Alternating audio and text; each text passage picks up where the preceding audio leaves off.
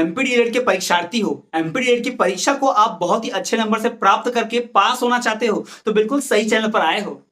Hello students, मेरा नाम है अभिषेक वर्मा और स्वागत है आपका हमारे चैनल स्टडी क्लास पे, जहां आज मैं आपके लिए लेकर आया हूं प्रथम वर्ष का विषय जिसका नाम है हिंदी भाषा शिक्षण, जो क्षेत्रीय भाषा शिक्षण के अंतर्गत आता है। उस हिंदी भाषा शिक्षण की जो इकाई 4 है जिसका नाम है गद्य और पद्य शिक्षण, वो आपके लिए हम लेकर आए हैं। मैं पहले ही बता दूं बिना आपका टाइम वेस्ट किए कि इस वीडियो में आपको क्या क्या देखने मिलेगा। इस वीडियो में आपको प्रथम वर्ष का विषय हिंदी भाषा शिक्षण का इकाई 4 को देखने मिलेगा। इकाई 4 जिसपे अंक आवंटित है 13। तो हम बात करेंगे इसके अंक विभाजन की, कौन कौन से अंक के प्रश्न आते हैं, कितने अंकों के आते हैं, कौन से महत्वपूर्ण प्रश्न हैं। हम बात करेंगे वस्तुनिष्ठ प्रश्नोत्तरों की, अति लघुत्तरीय प्रश्नोत्तरों की, दीर्घ उत्तरीय और अति दीर्घ उत्तरीय प्रश्नोत्तरों की। पूर्ववत डीएलएड की परीक्षा में कौन से प्रश्नोत्तर आए थे और इस आने वाली परीक्षा में कौन से प्रश्न बड़े इंपॉर्टेंट हैं, उसकी भी वीडियो हम ये लेकर आए हैं। तो इस वीडियो में आपको ये सब जानने मिलेगा। तो स्टूडेंट्स, अगर आप हमारे चैनल पर पहली बार आए हैं तो चैनल को सब्सक्राइब जरूर कीजिए, साथ ही साथ बेल नोटिफिकेशन ऑल पर रखिए और प्लेलिस्ट चेक कीजिए। प्लेलिस्ट में हर विषय का वीडियो मिल जाएगा। जी हाँ,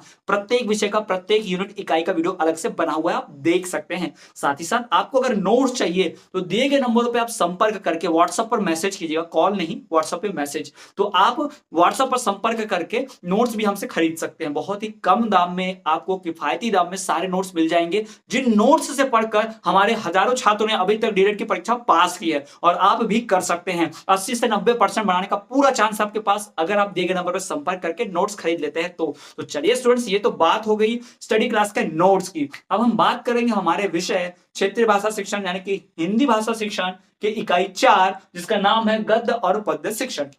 चलिए बिना समय गवाए सीधा बढ़ते हैं अंक विभाजन की ओर। तो अगर मैं बात करूं इसके अंक विभाजन की, तो इकाई 4 में कुल अंक आवंटित है भाई 13। जी हाँ, इकाई 4 पर जो अंक आवंटित है कुल 13 अंक है। इसमें से वस्तुनिष्ठ प्रश्न भाई 1 नंबर के यानी 1 वाले जो ऑब्जेक्टिव वाले हैं वो 3 प्रश्न आते हैं, वस्तुनिष्ठ 30 प्रश्न।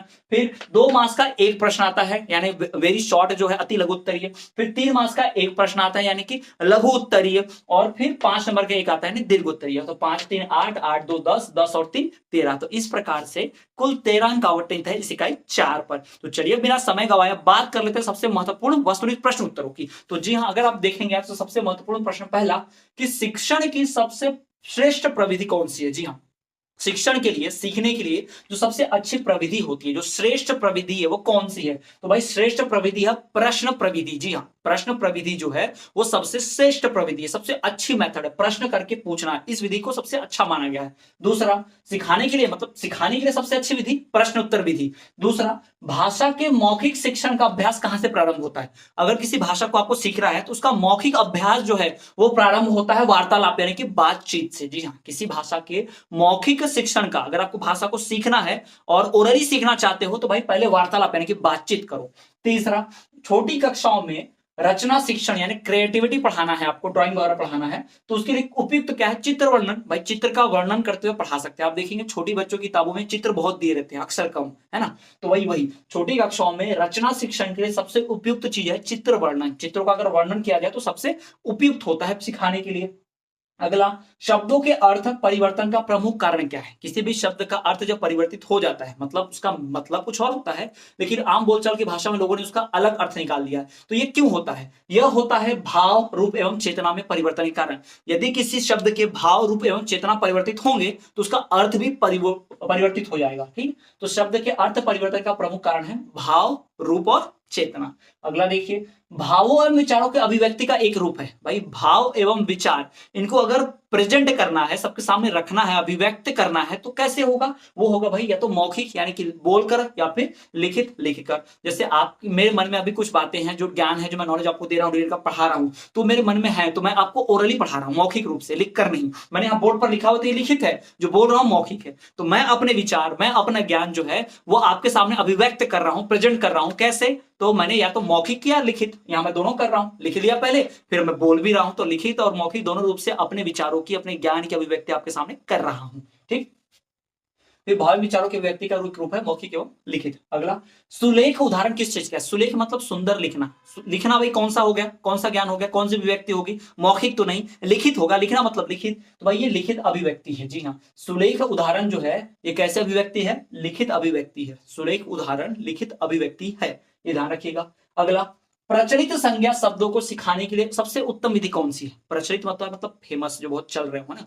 तो प्रचलित जो संज्ञा शब्द है, अगर उन्हें सिखाना है बच्चों को तो कैसे सिखाएंगे? देखो और कहो विधि से। जी हाँ, देखो और कहो। यानी अगर मान लीजिए शेर बड़ा फेमस है तो शेर दिखाइए बच्चों को, चित्र बोलोगे, बताइए बच्चों क्या है ये शेर, तो बच्चे बोलेंगे हाँ शेर, देखेंगे और कहेंगे शेर। तो इस मेथड से बहुत अच्छा सीख जाते हैं बच्चे, इस विधि से। ठीक है, तो प्रचलित संज्ञा शब्दों को सिखाने के लिए सबसे उत्तम विधि है देखो और कहो विधि। अगला देखिए, चित्र वर्णन और कथा रचना के लिए उत्तम विधि कौन सी है? भाई चित्र का वर्णन करने के लिए और कथा की रचना के लिए सबसे उत्तम विधि कौन सी है? तो प्रश्न युक्त विधि है। जी हाँ, किसी भी चित्र का वर्णन करना है और रचना का वर्णन करना है तो सबसे उत्तम, सबसे अच्छी जो मेथड होगी वो प्रश्न युक्त मेथड होगा, यानी प्रश्न युक्त विधि होगी किसी भी चीज का। ठीक है, तो प्रश्न करके हम अच्छे से समझा सकते हैं। बढ़िया। अगला देखिए, रसात्मक वाक्य काव्य में परिभाषा किसने दी है? भाई जिस वाक्य में रस होता है, रसात्मक वाक्य, वही काव्य यानी कविता है। यह परिभाषा किसने दी है? कवि विश्वनाथ ने। कवि विश्वनाथ ने कहा रसात्मक वाक्य काव्यम, यानी रस भरा वाक्य,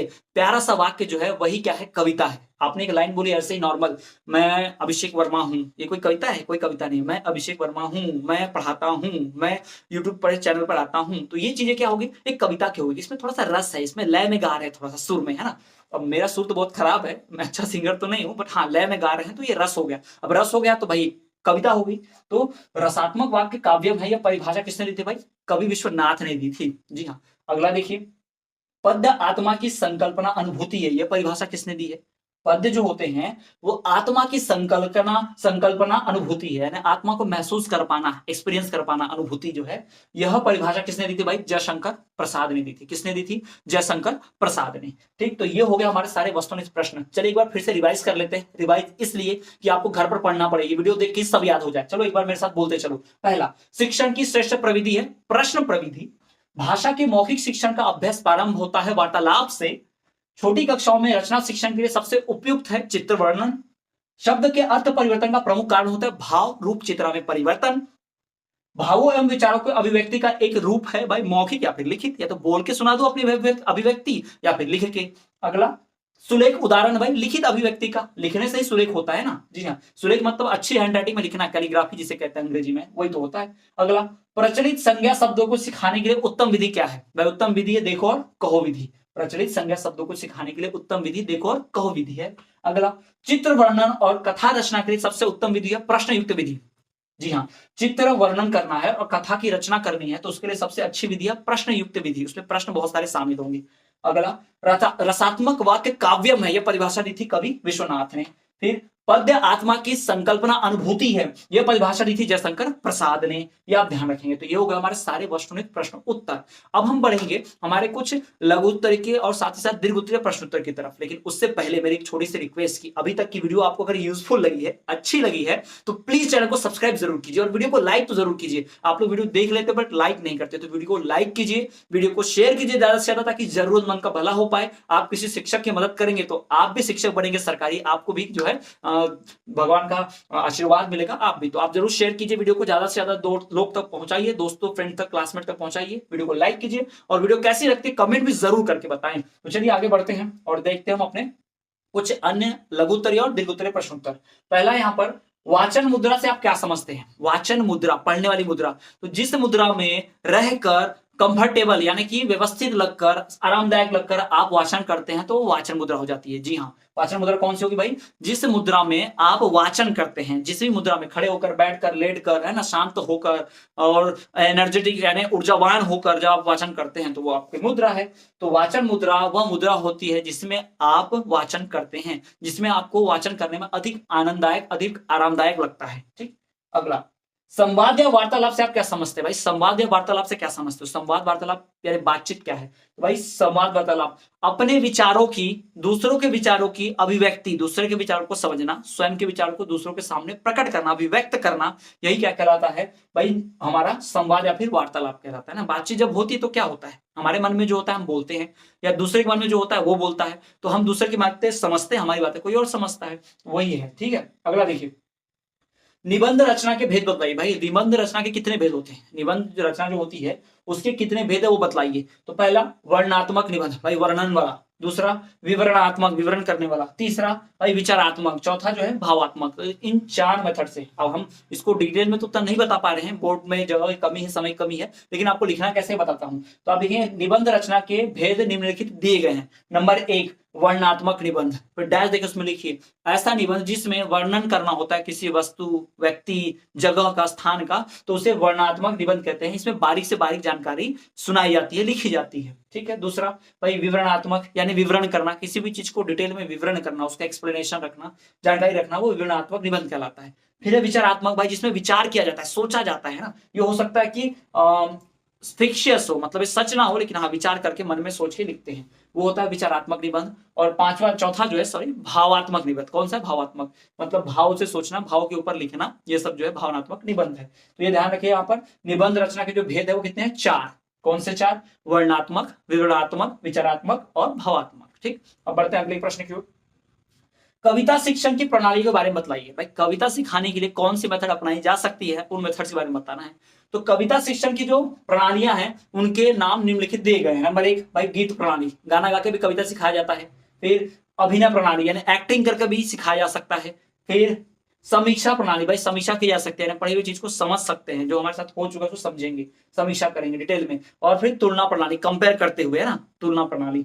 ठीक, तो इस प्रकार से जो है कविता जो है उसका शिक्षण हो सकता है, आप ध्यान रखेंगे, ठीक है। तो कविता शिक्षण की जो प्रणालियां हैं उनमें मुख्य क्या है भाई? उनमें मुख्य कविता सिखाने के लिए जो सबसे पहली प्रणाली है वो है गीत प्रणाली, दूसरा अभिनय प्रणाली, तीसरा समीक्षा प्रणाली, चौथा तुलनात्मक प्रणाली, भाई तुलना प्रणाली। ठीक, तो इन 4 मेथड से आप क्या कर सकते हैं, हमारे यहाँ शिक्षण की जो विधियां है, प्रविधियां, प्रणालियां। ठीक, अगला देखिए 15वां नंबर का प्रश्न, लिखित रचना के प्रकार बतलाइए। जी हाँ, जो लिखित रचना होती है, हम जो रचनाएं लिखते हैं उनके प्रकार, लिखित रचना के प्रकार। तो भाई लिखित रचना के प्रकार, पहला वर्णन होता है भाई, वर्णन रचना, वर्णनात्मक, पत्र, निबंध, सारांश, व्याख्या, संवाद, रिपोर्टाज। जी हाँ, ये लिखने के मेथड्स हैं, लिखने के तरीके हैं। जैसे हम पत्र लिखते हैं तो पत्र है भाई हमारा, लेकिन हम निबंध अलग से लिखते हैं। पत्र के कुछ नियम कानून अलग होते हैं, निबंध लिखने के नियम कानून अलग होते हैं। पैराग्राफ लिखने का, शॉर्ट नोट लिखने का, इन सबका मेथड अलग होता है। तो वैसे यहाँ पर भी है वर्णन, पत्र, निबंध, सारांश, व्याख्या, संवाद और रिपोर्टाज। ठीक है, ये सारे जो आपको दिए हुए हैं, ये सब के सब जो है ये बहुत ही मुख्य भाग है, प्रकार है लिखित रचना के। जी हाँ, लिखित रचना के बहुत अच्छे प्रकार है, आपको ध्यान रखना है। ठीक, तो ये होगा सबसे महत्वपूर्ण प्रश्न उत्तर, 15 सबसे महत्वपूर्ण प्रश्न उत्तर जो आपको 13 अंक दिला कर जाएंगे गारंटी के साथ। मैं थोड़ा साइड होता हूं, आप इसे पॉज कर लिख लीजिए, रोक कर लिख लीजिए वीडियो को, या फिर आप चाहे तो वीडियो का स्क्रीनशॉट भी ले सकते हैं। तो स्टूडेंट, ये था हमारा इकाई 4 जो कि विषय है हिंदी भाषा शिक्षण, जो क्षेत्रीय भाषा शिक्षण के अंतर्गत आता है, जिसपे अंक आवंटित है 13। तो आज के इस वीडियो में, लेक्चर में इतना ही, मिलेंगे आपसे अगले वीडियो में। लेकिन मैं आपको बताना चाहूंगा कि अगर आप हमारे चैनल पर नए आए हैं, वही चैनल को सब्सक्राइब जरूर कीजिए, क्योंकि ऐसे वीडियो बनाने के बहुत मेहनत लगती है। आपका एक लाइक, सब्सक्रिप्शन, कमेंट मेरे लिए मोटिवेशन का काम करता है, प्रेरणा स्रोत है। साथ ही साथ स्टूडेंट्स, आप हमारे इस चैनल के टेलीग्राम चैनल भी एक ग्रुप है, वहां ज्वाइन कर सकते हैं। वहां debate, discussion, news, video lectures, fact सब मिलते हैं वहां पर, नोटिस भी वहां पर आता है। तो आप उस ग्रुप को ज्वाइन कर सकते हैं। इस वीडियो के डिस्क्रिप्शन में टेलीग्राम चैनल की लिंक दी हुई है। साथ ही साथ आप हमें अन्य सोशल मीडिया पर भी फॉलो कर सकते हैं। स्टूडेंट्स, आप हमसे नोट्स खरीद सकते हैं, दिए गए नंबर पर संपर्क कीजिए, आपको डीएलएड के नोट्स मिलेंगे। उन नोट्स को पढ़कर हजारों छात्रों ने डीएलएड की परीक्षा प्रथम श्रेणी में प्राप्त की है। जी हाँ, आप भी अगर डीएलएड की परीक्षा फर्स्ट डिवीजन में पास करना चाहते हैं, 80% तक लाना चाहते हैं, तो आप दिए गए नंबर पर संपर्क कीजिए, हमसे नोट लीजिए। बहुत ही कम दाम में आपको सारे विषयों के नोट्स मिल जाएंगे। जी हाँ, और साथ ही साथ चैनल पर नए हैं तो प्लेलिस्ट चेक कीजिए, हर विषय का, प्रत्येक विषय का वीडियो मिल जाएगा। तो स्टूडेंट्स, आप हमें अन्य सोशल मीडिया पे भी फॉलो कर सकते हैं, जैसे कि आप हमें फेसबुक, इंस्टाग्राम और टेलीग्राम पे फॉलो करना ना भूलें, हम हर जगह हैं।